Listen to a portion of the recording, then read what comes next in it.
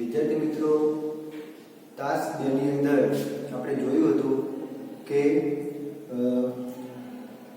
લોકો એક વ્યક્તિ એ ચા ન પીવાનો સંકલ્પ કરે છે અને એ સંકલ્પને એ કોઈ તોડાવી શકતું નથી અથવા તો ચડાવી શકતું નથી. તો એને માતાનો પ્રેમ, પિતાની આજ્ઞા, ભગિનીના આંસુ, પત્નીની ધમકી કે મિત્રોની મસ્કરી કે કોઈ પણ જાહેરાત એને મનાવી ચડાવી શકતું નથી. એનો સંકલ્પ 2-3 અઠવાડિયા સુધી ટકે છે. પરંતુ જ્યારે વ્યક્તિ બીમાર પડે છે તો એને ઉપવાસ કરવાના થાય છે અને એ ધન્ય ક્ષણે એવું થાય છે કે ચા પીવાથી ઉપવાસમાં રાહત રહે છે. પછી એ વ્યક્તિ ચા પીવાનું ચાલુ કરે છે. પછી એ માંદગી તો મટી જાય છે, પરંતુ ચા પીવાનો એનો સંકલ્પ એ ફરીથી જન્મ લેતો નથી. એવી જ રીતે લેખકે સૂરજના અમુક લોકોને નિયમિત થઈ જવાની નાની નાની વાતમાં ધૂન વળગે છે. તો એને લેખક સૂરજના દ્રષ્ટાંત દ્વારા સમજાવે છે કે સૂરજ છે એ પણ અમુક મહિના માટે રોજ થોડી સેકન્ડો મોડા ઉગે છે અને પછી આઈસ્ક્રીમ પાર્ટીમાં જેમ બધાને જવાનું હોય મિત્રોની સાથે અને બધા વહેલા આવી જાય, એવી રીતે સૂરજ પણ થોડી મિનિટો વહેલા ઉગે છે. તો સૂરજ જેવો સૂરજ જો નિયમિત નહીં થઈ શકતો તો તુચ્છ માનવી એટલે કે સામાન્ય માનવીનું શું ભજવું એમ. એ સિવાય આપણે આગળ જોયું હતું કે કેટલાક મહાપુરુષો છે એ નિયમિત થઈ શક્યા છે. તો એ નિયમિત થઈ શક્યા છે એટલા માટે કે મહાપુરુષો નથી, પરંતુ એ મહાપુરુષ છે એટલે એ નિયમિત થઈ શક્યા છે. હવે આપણે આગળ જોઈએ. એક સંબંધીએ નવા વર્ષને દિવસે ક્રોધને જીતવાનો સંકલ્પ કરેલો. આપણે જાણીએ છીએ કે અમુક લોકો નાની નાની વાતમાં ક્રોધ એટલે કે ગુસ્સે થઈ જતા હોય છે. તો ક્રોધ પર કાબુ મેળવવાનો સંકલ્પ કરેલો. આમ તો એ વાતમાં ચીડાઈને પાન ખડતો પીડાય એવા સ્વભાવના હતા. એટલે કે નાની નાની વાતમાં એ ગુસ્સે થઈ જાય એવો એમનો સ્વભાવ હતો. પણ બેસતા વર્ષને બીજે દિવસે સવારે તો આ સંકલ્પના સંતોષમાં જ મલકાતા મુખે એમણે પત્નીને બૂમ મારી. તો બેસતા વર્ષના બીજે દિવસે એ સંકલ્પનો એમને સંતોષ હતો અને એમાં હસતા મોઢે એમની પત્નીને બૂમ મારી. અરે સાંભળે છે કે શું છે? અંદરથી શ્રીમતીએ જવાબ આપ્યો. હવે અહીં આપ તો ખરી, પણ છે શું? લ્યો કહો, શું કામ છે? જો એમણે સ્મિતથી શોભતા મુખડે કહેવા માંડ્યું, ગઈકાલથી મેં નક્કી કર્યું છે કે કદી કોઈના શબ્દોથી અકળાવવું નહીં. કે ગઈકાલથી મેં નક્કી કર્યું છે કે કોઈ શબ્દોથી કે અકળાવવું, જાવું તો ગુસ્સે થવું નહીં. કોઈ મસ્કરી કરે તો એનાથી ગુસ્સે થવું નહીં. હોય દુનિયા છે કહીને હસી નાખવું, કે હોય કે દુનિયા છે કે મસ્કરી કરે હશે, પણ એ ભૂલી જવું એમ. ઠીક. પત્નીએ પાછા ફરતા જતા કહ્યું, તને મારો આ સંકલ્પ ન ગમ્યો? એમણે પૂછ્યું. ગમ્યો, પણ પાડો ત્યારે ખરા. શું કહ્યું? એમનું સ્મિત વિલાવ્યું એટલે કે કરમાયું. એટલે કે એમનું મોઢા પરથી સ્મિત કરમાઈ જતું રહ્યું. પાડો ત્યારે ખરા એટલે શું મારામાં એટલો નિયમ પાડવાની પણ તાકાત નથી? એટલે કે શું કે મારામાં એટલો નિયમ પાડવાની પણ શક્તિ નથી એમ? હશે તો જોઈશું ને. એટલે એમની પત્ની કહે છે, હશે તો જોઈશું ને. એટલે તું તારા મનમાં સમજે છે શું? હું તે કઈ સંકલ્પ ન પાડી શકું અને ખલાસ. પછી એન્જિન બગડ્યું એટલે કે એમનો ગુસ્સે થયા, મિજાજ છટક્યો. મિજાજ છટકવો એટલે ગુસ્સા પર કાબુ ના રહેવાય, ખૂબ જ વધારે ગુસ્સે થવું.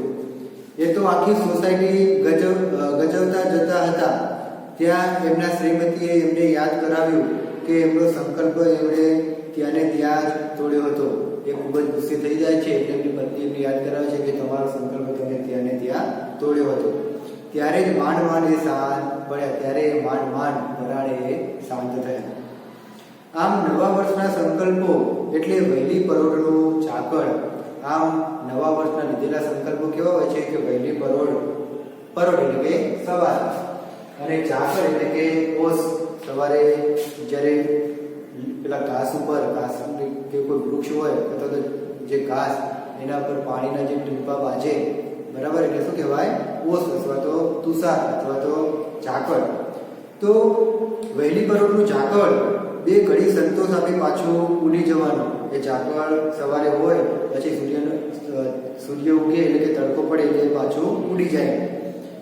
વૈશાખની બપોરે જેમ વંટોળિયા જાગી જાગીને પાછા સૂઈ જાય છે, કે વૈશાખ મહિનો હોય અને પેલું વંટોળિયા, તો વંટોળિયા એટલે ઘૂમરી લઈને જે વાતો પવન અથવા તો ચક્રવાત, આપણે જાણીએ કે ધૂળની ડમરી ઉઠતી હોય છે.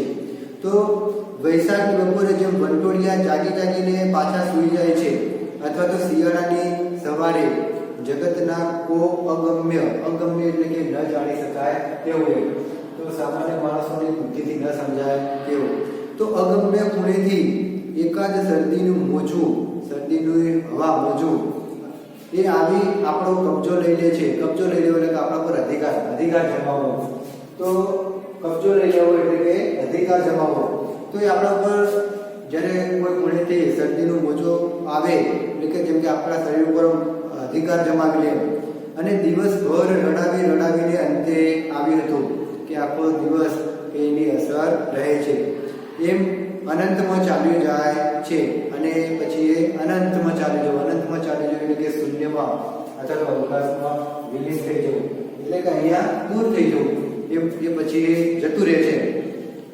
કે પછી ઉસ્તાદના જલસામાં, ઉસ્તાદ એટલે કે તબલા વાદકે, તો એનો જલસો એટલે ઉત્સવ મેળાવડો. તો ઉસ્તાદનો જલસો હોય, ઉત્સવ હોય, તો એના જલસાની અંદર કોઈ સંગીત બરાબરનું સંગીત જામ્યું હોય ત્યારે ઊંઘનું એકાદ ઝોકું એટલે કે ઊંઘનું ઝોલું, તો ઊંઘનું ઝોલું આવે આપણને પાવન કરીને ઝોલું આવે છે. પાવન એટલે કે પવિત્ર. તબલાની પાછી એક જબરજસ્ત થાપે આપણને ચમકાવીને ભાગી જાય છે. એટલે કે ઉસ્તાદનું સરસ મજાનું સંગીત જામ્યું હોય અને આપણને સરસ મજાનું પવિત્ર ઝોકું આવ્યું હોય અને ઉસ્તાદની તબલાની થાપ પડે તો આપણે એ અચાનક ચમકાવીને એમ કંઈ ભાગી જાય. એમ આત્મ સુધારણાના ઉત્સાહનું મોજું પણ દર બેસતા વર્ષે આવે છે. એ રીતે આત્મ સુધારણાનું મોજું, પોતાના વર્તનને સુધારવાનું મોજું પણ બેસતા વર્ષના દિવસે આવે છે. અને આવીને પાછું ઉડી જાય છે એટલે પાછું એ જતું રહેશે. વર્ષના આરંભે હોય છે એટલા ગીતા ભક્તો બીજા 11 મહિનામાં નથી હોતા, અને એટલા માટે જ જે વર્ષના આરંભે જે ગીતા ભક્તો, આપણે જાણીએ કે ગીતાનો શ્લોક વાંચો એવો, તો જેટલા ગીતા ભક્તો હોય છે એટલા બીજા મહિનામાં હોતા નથી. બેસતા વર્ષના બીજા અઠવાડિયે હોય છે એટલા સંયમી એટલે કે પોતાની જાત ઉપર કાબુ મેળવવાવાળા, તો એટલા સંયમી જનો બાકીના વર્ષભરમાં ક્યારેય જણાતા નથી. તે આ જ કારણે. એટલે મારા ભાગેલા સંકલ્પોનો વિચાર કરતા ક્યારેક નિરાશની પળોમાં મને થઈ આવે છે કે હવે તો કદી બેસતા વર્ષના સંકલ્પો કરવા જ નહીં. એટલે લેખક આ જે સંકલ્પો ભાગેલા સંકલ્પનો વિચાર કરતા એ નિરાશ થઈ જાય છે, અને નિરાશની પળોમાં એમને થઈ આવે છે કે હવે ક્યારેય સંકલ્પો કરવા નહીં. પણ દુઃખ એ છે કે મારો આ સંકલ્પ પણ ટકતો નથી. પરંતુ લેખકને દુઃખ એ વાતનું છે કે લેખકનો આ સંકલ્પ એટલે કે સંકલ્પ ન કરવાનો સંકલ્પ પણ ટકતો નથી. ફરીથી બેસતું વર્ષ આવે છે અને હું સ્વપ્ન રચવા બેસી જાઉં છું, અને ફરીથી હું સંકલ્પ કરવા માટે બેસી જાઉં છું. ઉત્સાહથી નવો સંકલ્પ કરીને આપું છું. ક્યારેક સહેજ સુધરતો લાગું છું, ક્યારેક લેખકને લાગે છે કે કંઈક થોડોક સુધારો આવે. ક્યારેક નાગલોકમાં જઈને પૃથ્વી પરની પ્રિયતમાને ભૂલી જનાર રાજકુમારની જેમ હું અન્ય પ્રવૃત્તિની ધમાલમાં પેલો સંકલ્પ વિસરી જાઉં છું. નાગલોક એટલે કે પાતાળલોક પૌરાણિક માન્યતા પ્રમાણે એટલે કે નાગ જાતિનો પ્રદેશ એટલે કે પાતાળલોક એમ. તો નાગલોકમાં જઈને જે પૃથ્વી પરની પ્રિયતમા એની પ્રેમિકાને ભૂલી જનાર રાજકુમાર હોય એની જેમ હું પણ જુદી જુદી પ્રવૃત્તિઓની ધમાલમાં એટલે કે વ્યસ્તમાં એ પેલો સંકલ્પ વિસરી જાઉં છું, ભૂલી જાઉં છું. અચાનક ઝબકીને જાગું છું, ફરીથી દ્રઢ નિશ્ચય બનું છું. તો દ્રઢ એટલે કે મજબૂત, દ્રઢ નિશ્ચય, તો બહુવ્રીહી સમાસ. તો જે દ્રઢ નિશ્ચય એ બહુવ્રીહી સમાસ થશે કે જેનો નિશ્ચય દ્રઢ છે તે. તો ફરીથી દ્રઢ નિશ્ચયી બનું છું, પણ તે પુનઃસંકલ્પને વિસરવા માટે, અને એ પણ કે કેમ, તો કે જે ફરીથી જે કરેલો સંકલ્પ છે એને ભૂલવા માટે. કાનમાં પેલા રોમારોલા મને કયા કરે છે, તો લેખક કહે છે કે મને કાનમાં રોમારોલા એ ફ્રાન્સનો એક વિશ્વવિખ્યાત સર્જક અથવા તો ચિંતક છે કે જેને સાહિત્યનું ખેડાણ કરેલું છે. તો જે ફ્રાન્સ દેશનો છે, તો એના શબ્દો લેખકના કાનમાં સંભળાય છે. શું સંભળાય છે? સ્વપ્નો તો જીવનના ધનુષ્યની પણસ જેવા છે. તો કે જે સ્વપ્નો છે, જે સંકલ્પો, એ ધનુષ્ય, જીવનરૂપી ધનુષ્ય હોય કે એની પણસ એટલે કે દોરી, ધનુષ્યની દોરી એના જેવા છે. સ્વપ્નો કેવા છે? તો કે ધનુષ્યની પણસની દોરી જેવા. કેમ? તો કે એ પણસ ખેંચાઈ હશે તો ક્યારેક પણ કાર્યનું તીર નિશાન ભણી ઉઠશે. કે જો એ ધનુષ્યની દોરી ક્યારેક ખેંચી હશે તો એ ધનુષ્ય એટલે કે લક્ષ્ય તરફ એ વાગશે. એવી રીતે જીવનની અંદર ક્યારેક જો એ સંકલ્પ કરેલો હશે અને જો એ પડાશે તો એ કે એ દિશાની અંદર કે એ સારું કામ થશે. એટલે કે પણસ ખેંચાઈ હશે તો ક્યારેક પણ કાર્યનું તીર નિશાન ભણી ઉઠશે એટલે કે નિશાન તરફ જશે. કે જીવનની અંદર સંકલ્પ જોયેલો હશે તો એ સંકલ્પ પૂરો કરવાની ઈચ્છા થશે. અને મારા બધા સંકલ્પોના રોપા એટલે કે છોડ. તો કે મારા બધા સંકલ્પોના જે રોપા છે, સંકલ્પોના રોપા એ ફૂલી ફાલી મહેકી ઉઠ્યા હશે. એવા દિવસની કલ્પનામાં હું નહીં પાડેલા સંકલ્પોની વ્યગ્રતા એટલે કે દુઃખ, તો વ્યાકુળતા એ વિસરી જવું છું, ભૂલી જાઉં છું. વિદ્યાર્થી મિત્રો, આપણે નવા વર્ષના સંકલ્પોનો પાઠ પૂરો કર્યો. ઘરે જઈ અને અભ્યાસ અને સ્વાધ્યાય એટલે કે ઘરેથી અભ્યાસ અને સ્વાધ્યાય લખો.